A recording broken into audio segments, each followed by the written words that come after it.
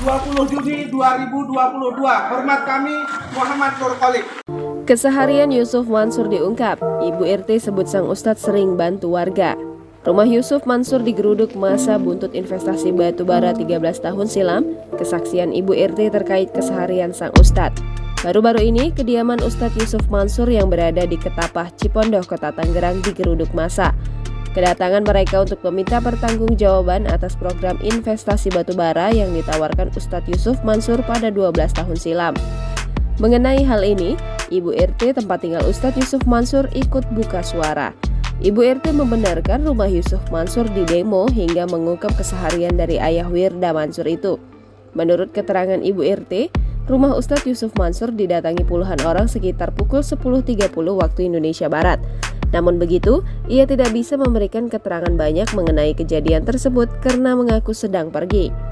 Meskipun didatangi sejumlah massa, tapi Ibu RT mengatakan jika warganya tidak ada yang mengeluh.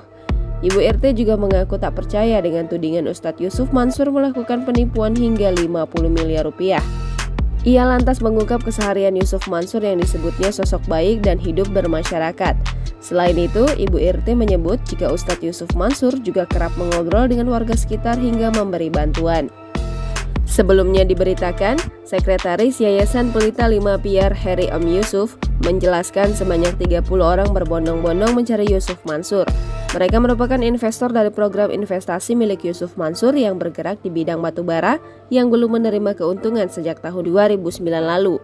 Selama ini, mereka sudah menyetorkan uang ke Yusuf Mansur dengan total 50 miliar rupiah. Heri menjelaskan program investasi batubara milik Yusuf Mansur diikuti oleh 250 jemaah hingga pengurus Masjid Darussalam Bogor, Jawa Barat. Menurutnya, ratusan orang tersebut telah menyetorkan dana investasi sejak tahun 2009 hingga tahun 2010 dan terkumpul sebanyak 46 miliar rupiah.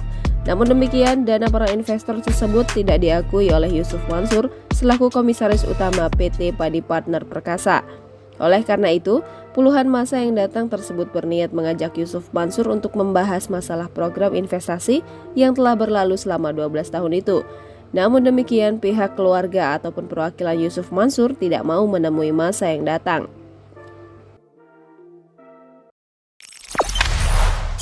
Jangan lupa subscribe, share, komen, dan like ya!